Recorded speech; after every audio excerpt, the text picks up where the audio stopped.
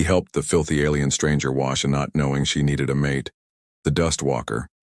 The crimson dust of Veros Prime clung to everything: skin, machinery, hope. Ren Koval wiped his brow with a stained cloth as he adjusted the environmental controls in his modest hydroponics dome. Outside, the wind howled like a wounded animal, carrying particles that could strip paint from metal if given enough time. Atmospheric pressure dropping again, he muttered to himself, checking the readings. After 5 years on this mining colony, he'd learned to predict the dust storms better than the outdated weather system. The corporations that owned Veros Prime cared about mineral extraction, not the comfort of the 37 humans who maintained operations between automated drilling cycles. Ren wasn't supposed to be here this long. The botanical research position was meant to be temporary, 6 months studying how earth plants might be modified to filter the toxic elements in Veros Prime soil. But funding dried up, the transport ships came less frequently, and somehow temporary had stretched into half a decade. He sealed the dome's outer airlock and moved toward his living quarters. A converted storage container with precisely 3 personal items: a faded photograph of Earth's Pacific Ocean, a small potted succulent that had outlived all his other specimens, and a leather-bound journal filled with handwritten notes about plants that refused to grow in this forsaken place. The communication panel blinked with a colony-wide alert. Severe dust event, Class 3. All personnel remain in sealed environments. Ren sighed. Another day, another storm. He prepared for an evening of reading technical manuals when an unexpected sound cut through the howling wind. A sharp, metallic banging against his exterior door. Instinct told him to ignore it. Protocol demanded he ignore it. But 5 years of isolation had left him with an uncomfortable surplus of curiosity. Through the small reinforced window, he saw only swirling crimson. The banging continued, more urgent now. Ren hesitated, then activated the exterior camera. A figure stood hunched against his door, humanoid but definitely not human. Through the red haze, he could make out purple skin stretched over a slender frame. The being wore tattered clothing that might once have been ceremonial, with geometric patterns barely visible beneath layers of dust. Against all logic and safety protocols, Ren unlocked the door. The alien stumbled inside as he quickly resealed the airlock. And Ren immediately sensed this being was female. Collapsed to her knees, coughing violently. Up close, her skin was a deeper violet than he'd first thought, though it was difficult to tell beneath the coating of red dust. Her eyes, when she finally raised them to meet his, were startling. Irises like liquid silver with vertical pupils that contracted in the light. Water, she gasped. The translator implant in her throat converting her native language to something Ren could understand. Please.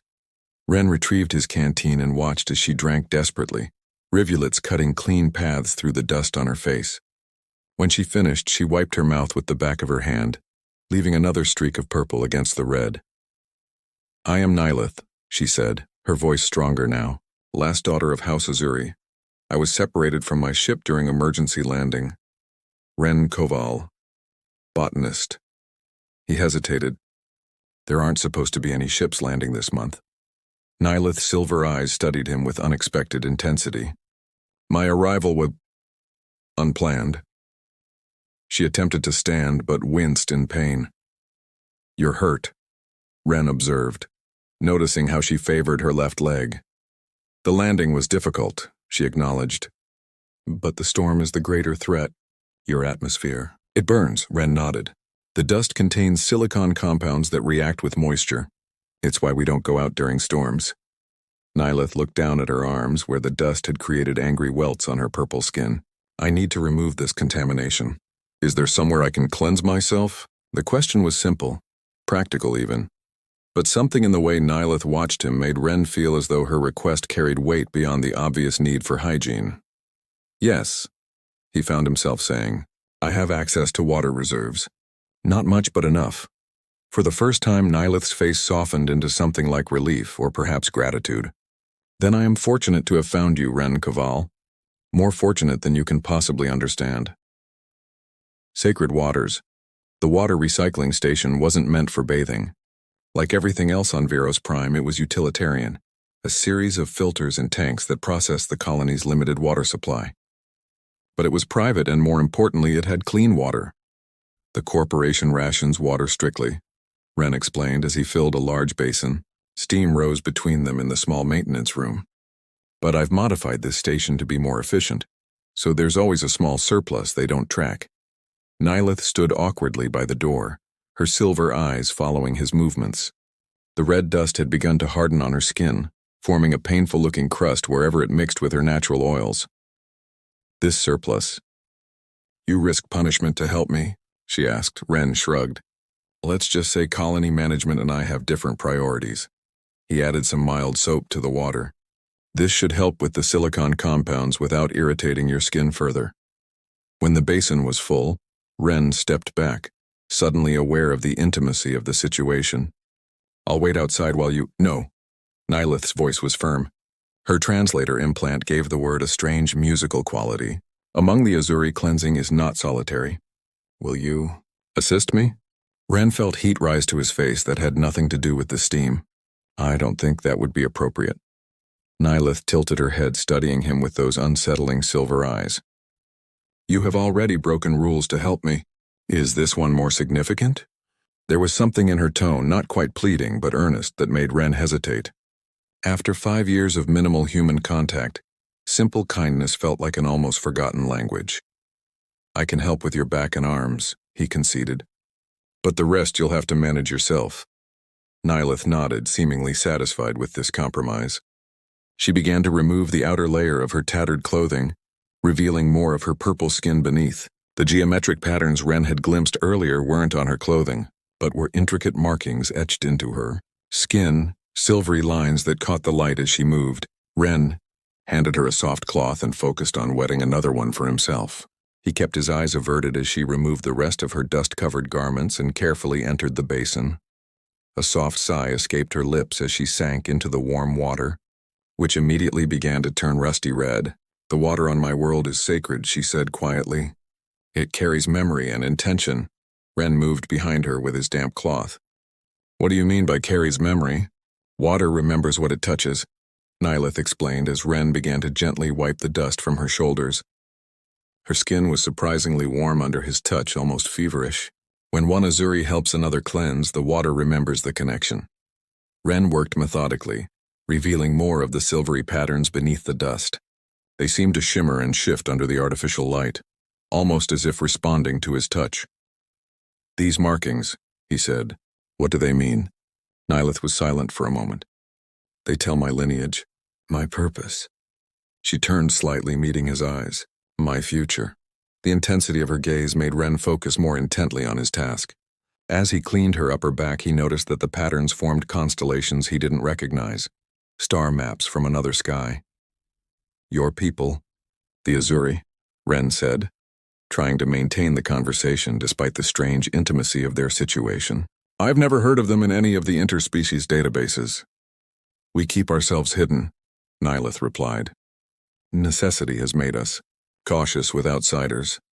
As Wren worked, he noticed something unusual. Where the water touched both his hands and Nyleth's skin simultaneously, the liquid briefly shimmered with an iridescent glow.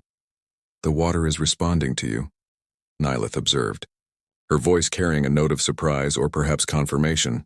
To me? How is that possible? It's not responding to what you are, she clarified, but to what you do. Compassion has its own energy, Wren Koval. When her back and arms were clean, Wren handed her the cloth and turned away to give her privacy. He busied himself by searching for something she could wear.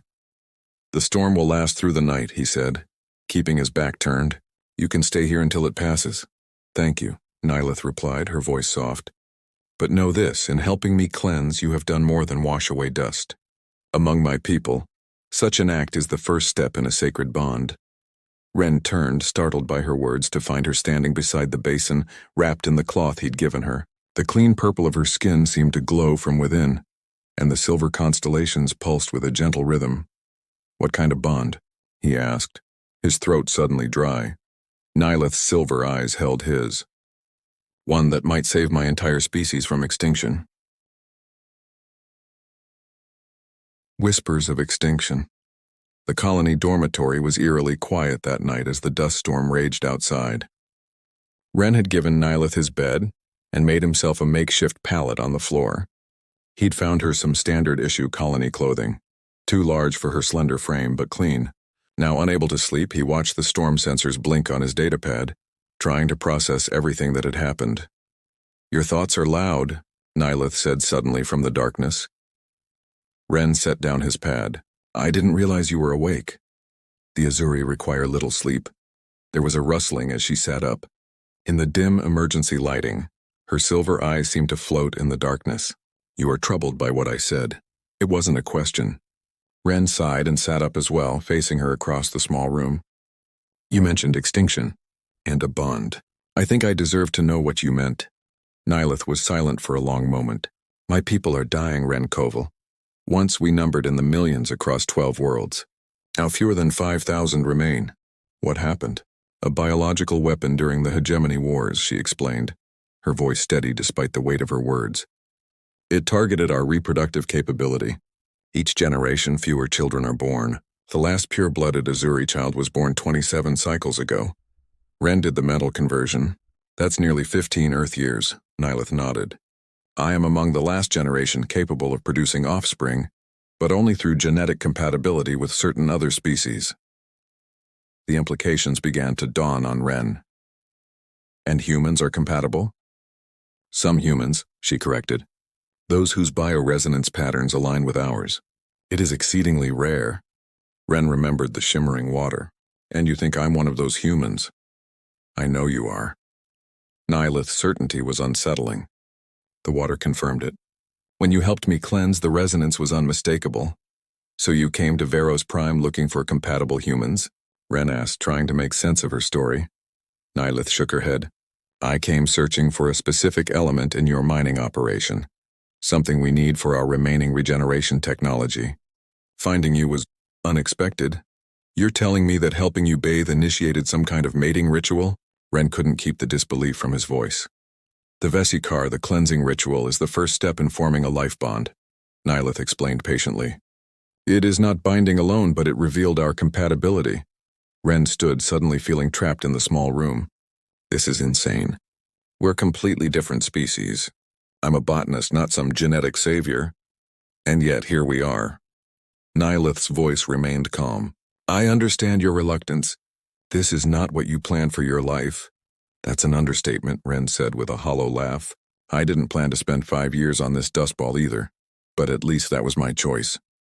A flash of hurt crossed Nyleth's face, visible even in the dim light. "I am not asking you to make a decision tonight, Ren Koval. I merely speak the truth of our situation." Outside, the wind howled louder, rattling the reinforced windows. The storm was intensifying, a metaphor not lost on Ren. "If I were to agree to this, bond," he said cautiously, "what would it mean exactly?" Nyleth stood and approached him slowly, her movements fluid and graceful. Up close he could see the silver constellations on her skin pulsing in time with her heartbeat. "It would mean leaving this place," she said softly, "coming with me to my ship and then to what remains of my world. It would mean sharing your genetic material to create new life, children who would carry both our lineages." She reached out, hesitating just short of touching him. "It would mean a partnership, Ren. Not ownership or obligation, but a true bond. Among the Azuri, such connections are rare and precious. They transcend what you might call marriage. They are bonds of mind, body, and essence." Her silver eyes searched his face. "You would be honored among my people. Your botanical knowledge would be invaluable to our terraforming efforts. And in return, you would experience wonders your human sciences have not yet discovered." Ren found himself staring at her outstretched hand, at the intricate patterns that seemed to shift and flow across her purple skin. 5 years ago, he had come to Veros Prime seeking scientific discovery. Instead, he had found isolation and corporate bureaucracy. Now this alien woman offered him something beyond anything he had imagined. "I need time," he finally said. "This is a lot to process." Nyleth nodded and lowered her hand. "Time is something I can give you, but not much of it, I'm afraid. My ship's damage requires repairs, and once colony management discovers my presence," she didn't need to finish the sentence. Veros Prime had strict protocols about unauthorized visitors, protocols that typically ended with detention and forced departure, or worse. "I'll help you repair your ship," Ren decided. "That much I can promise. The rest, I just need to think." Nihilith's expression softened with what might have been relief. That is fair, and more than I could have hoped for when I was lost in the storm. She returned to the bed but paused before lying down. There is one more thing you should know, Ren Koval. What's that? In all our research across dozens of human outposts, you are only the third compatible match we have ever found. The universe has a strange way of bringing together those who need each other most. As she settled back onto the bed, Ren turned to look out the window at the raging storm. Beyond the swirling crimson dust somewhere in the night sky was an alien ship, and beyond that, a dying civilization that believed he might be their salvation. The weight of it was almost too much to bear. And yet, for the first time in 5 years, Ren felt something stir within him that he had almost forgotten. Hope. Between stars, the morning brought calm after the storm, but tensions within the colony were rising. Ren had smuggled Nihilith to his hydroponics dome under the pretense of checking for storm damage. There, among the struggling earth plants, they plotted their next move. Your ship, how far is it? Ren asked, calibrating the soil moisture sensors as a cover for their conversation. Nihilith stood by a cluster of resilient succulents, her fingers hovering just above their spiny surfaces. Approximately 12 kilometers northeast, hidden in a ravine. The emergency landing protocol sought natural shelter. 12 kilometers through open terrain, Ren muttered. Colony sensors will detect any vehicle movement in that direction. We have no choice, Nihilith replied. Her borrowed colony uniform hung loosely on her frame. The sleeves rolled up to reveal the silver patterns on her forearms. My ship's beacon activated after the storm cleared. My people will be searching for me, but others may detect the signal as well. As if summoned by her words, the dome's communication panel chimed with an incoming message. Ren's stomach tightened as Security Chief Marlowe's stern face appeared on the screen. Koval, report to administration immediately. Unusual signal detected in Sector 7. All personnel being questioned. The screen went dark before Ren could respond. He turned to Nihilith, who had shrunk back among the plants out of the camera's view. They don't know about you yet, he said, but they will soon. Security sweeps are standard procedure after storms. Checking for damaged structural integrity. Uninvited guests, Nihilith finished. Ren ran a hand through his hair. I need to go. If I don't report, they'll become suspicious. Stay here, keep the inner door locked. Nihilith caught his wrist as he turned to leave. The contact sent a strange tingling sensation up his arm like static electricity, but warmer. Ren, she said, her silver eyes intense. If they discover me, they will not just detain me. Corporations like yours have standing bounties with the hegemony for Azuri specimens. Our biological adaptability makes us valuable research subjects. The implication turned Ren's blood cold. I won't let that happen. Her fingers slid from his wrist to his palm, intertwining with his. Then you have already begun to make your choice. The administration building was buzzing with unusual activity. Security personnel moved with purpose, and the normal drone of bureaucratic conversation had been replaced by tense, hushed discussions. Chief Marlowe was waiting in his office, a Spartanly furnished room with the colony's only real window, overlooking the dusty central plaza. Koval, Marlowe nodded toward a chair. How's the plant life? Surviving, Ren replied, taking the seat. The environmental seals on the dome held during the storm. Marlowe studied him for a moment. At 53, the security chief was one of the oldest humans on Veros Prime. His face weathered by years of exposure to the harsh environment before the colony was fully established. We detected an unregistered landing beacon activated after the storm, Marlowe said without preamble. Sector 7, approximately 12 kilometers from your hydroponics facility. Ren kept his expression neutral. Sounds like something administration should investigate. We will. Marlowe leaned forward. But here's the interesting part. Our sensors also picked up unregistered movement from Sector 7 to the colony perimeter during the storm. Someone came in. His eyes narrowed. Or something. The storm would have killed anyone exposed for that long, Ren countered, unless they had protection. Or weren't human. Marlowe slid a datapad across the desk. Colony protocol regarding unregistered visitors is clear. Anyone with information is required to report immediately. Ren glanced at the protocol document, buying time to steady his thoughts. I've been in my quarters or the dome since the storm warning. Haven't seen anything unusual? No? Marlowe's voice hardened. Because the water recycling station registered unusual activity during peak storm hours. Your access code was used. Ren felt a cold dread settle in his stomach. He hadn't considered the automated monitoring systems. I needed to check the filters, he improvised. Sometimes the dust gets in despite the seals. Marlowe studied him for a long moment. We'll be conducting full structural sweeps of all colony buildings, starting with residential and scientific facilities. Standard procedure. Of course.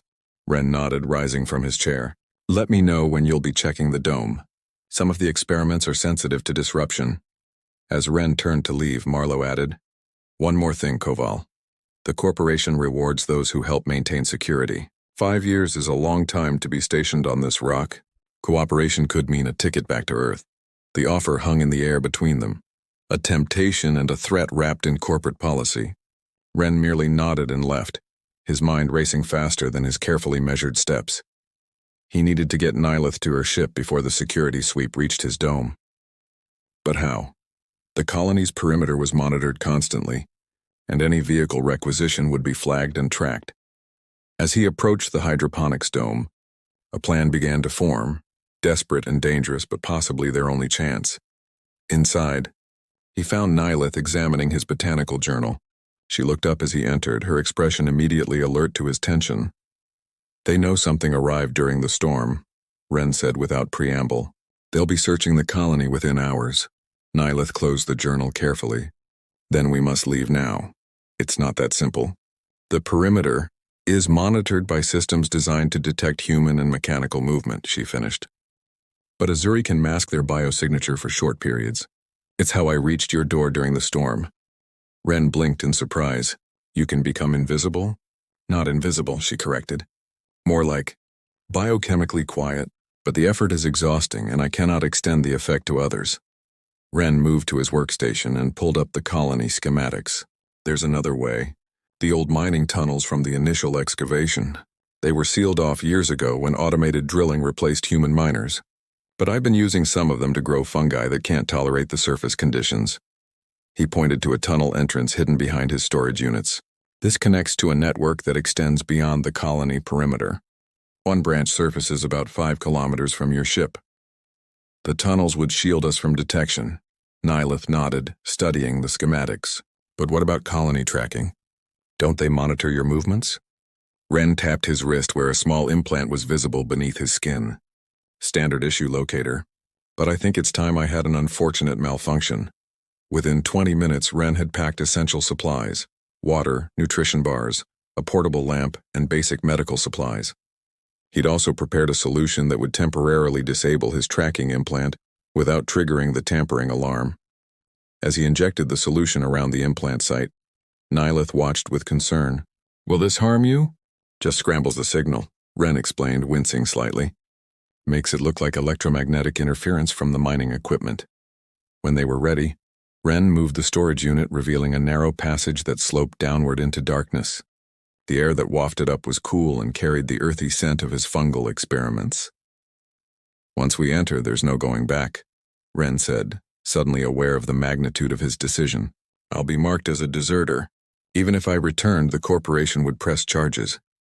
Nylith's silver eyes seemed to glow in the dim light of the passage. Are you certain, Ren Koval? You're leaving behind everything familiar for something unknown. What's familiar isn't always what's right, Ren replied, surprising himself with the conviction in his voice. Besides, there's not much here I'll miss. They sealed the entrance behind them and descended into the tunnel network, their way lit only by Ren's portable lamp. The tunnels were roughly hewn, remnants from the early days of Viros Prime when human labor was still considered cost-effective. In places, the ceiling was so low they had to crouch. In others, the tunnel opened into vast chambers where massive drilling equipment had once operated. In one such chamber, Ren showed Nylith his fungal garden, bioluminescent specimens that cast a soft blue glow across the cavern walls. They're beautiful, Nylith whispered, her purple skin taking on a ghostly blue tint in the fungal light.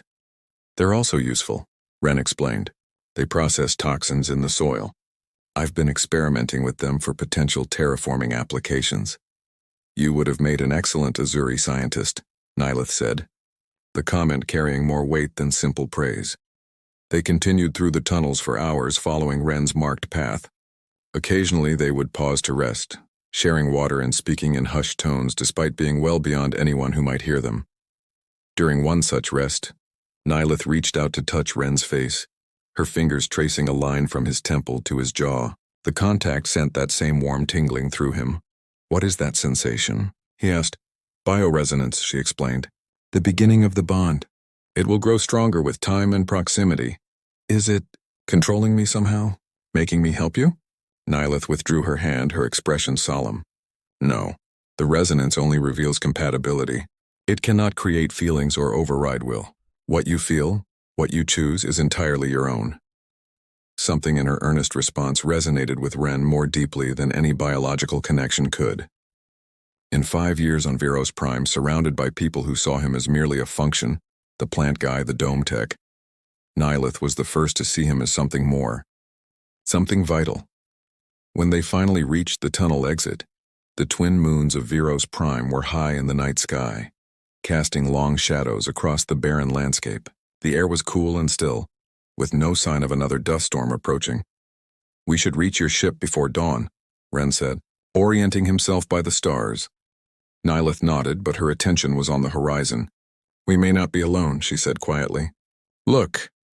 In the distance, the faint glow of lights broke the darkness, moving lights, sweeping in a search pattern.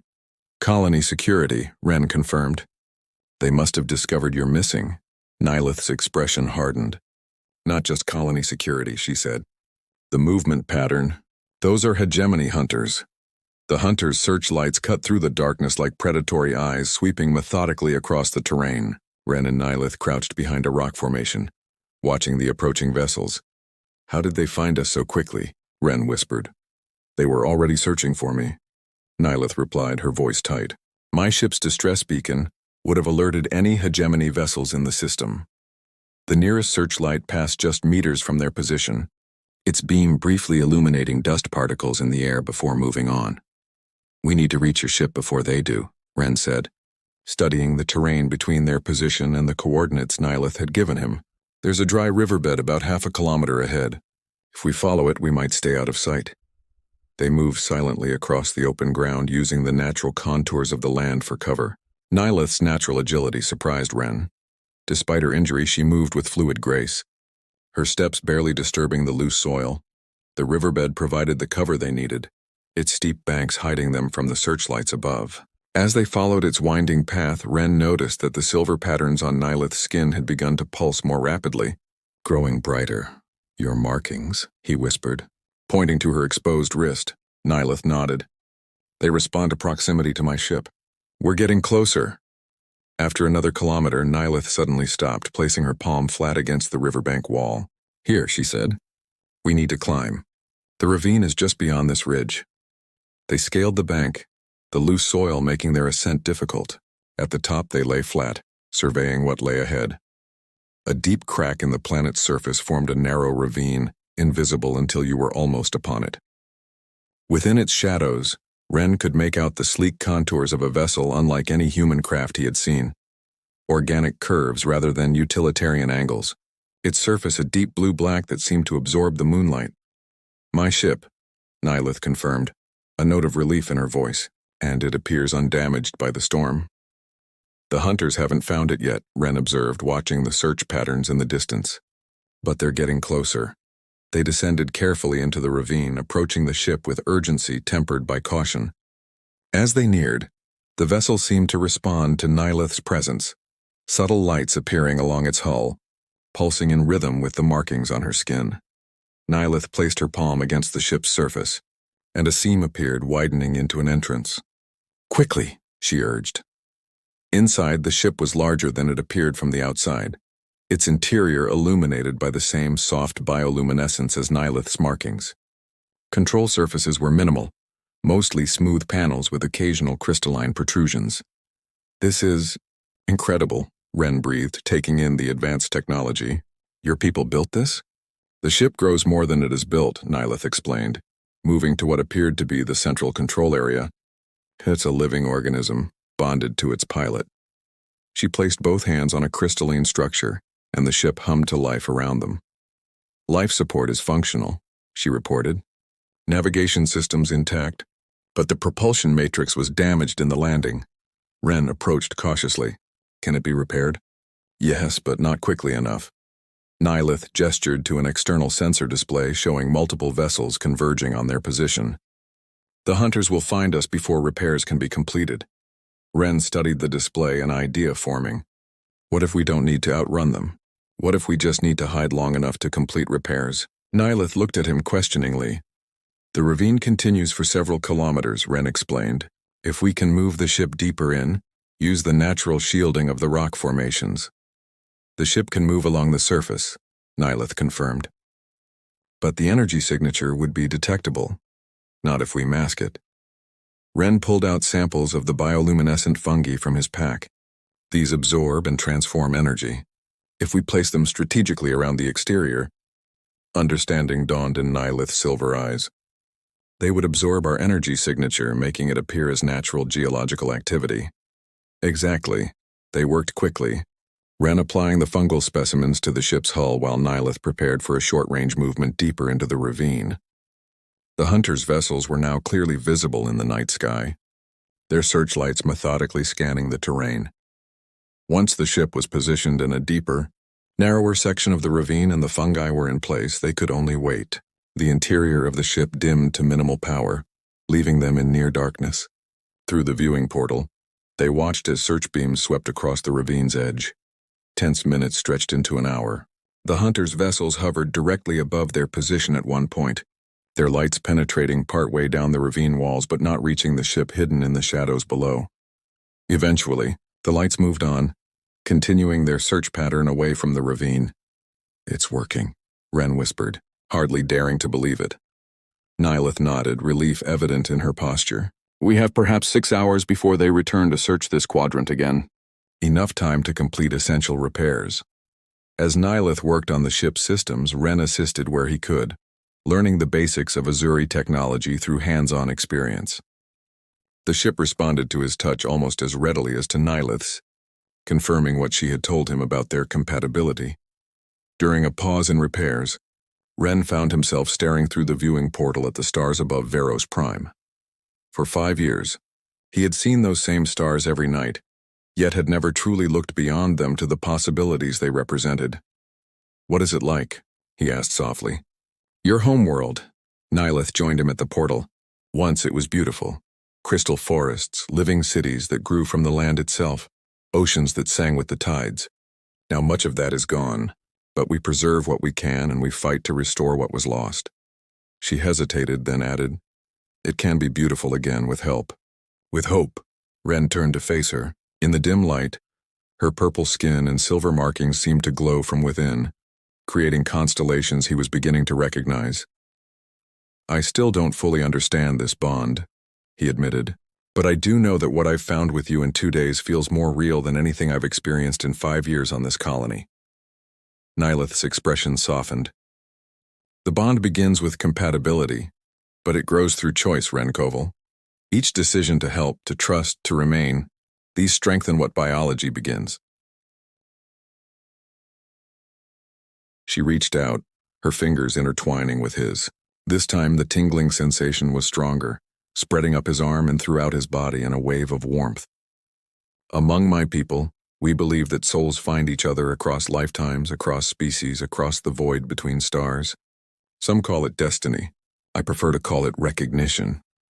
The repair indicators chimed, drawing their attention back to the ship's systems. The propulsion matrix is functional, Nylith reported. We can leave before the hunters return. As the ship hummed to life around them, Ren felt a moment of doubt, the natural fear of leaving everything familiar behind. But as he looked at Nylith, at the hope and possibility she represented, he knew his decision had been made long before this moment. The ship rose silently from the ravine, the bioluminescent fungi having completed their task of masking its energy signature during repairs. Once clear of the planet's atmosphere, Nylith activated the main propulsion system, and stars streaked past the viewing portal as they accelerated away from Veros Prime. I've sent a signal to my people, Nylith said. They will meet us at the rendezvous coordinates in 3 days. Ren nodded, watching the red dust of Veros Prime shrink to a distant point behind them. Will they accept me? They will honor you, Nilith assured him.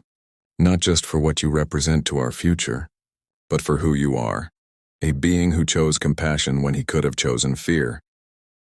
She guided him to a chamber deeper within the ship, where the walls were inscribed with the same constellation patterns that marked her skin. In the center stood a pool of clear liquid that seemed to shimmer with inner light. This is the Vesikar chamber, Nilith explained, where the second stage of bonding would traditionally occur. Would? Ren questioned. The choice remains yours, she said softly. Even now I could return you to another human colony if that is what you truly desire. Ren looked into her silver eyes, seeing in them not just an alien being, but someone who had risked everything for the survival of her people. Someone who had awoken in him a sense of purpose he had thought lost. I made my choice when I helped you wash away the dust, he said. I just didn't know it then.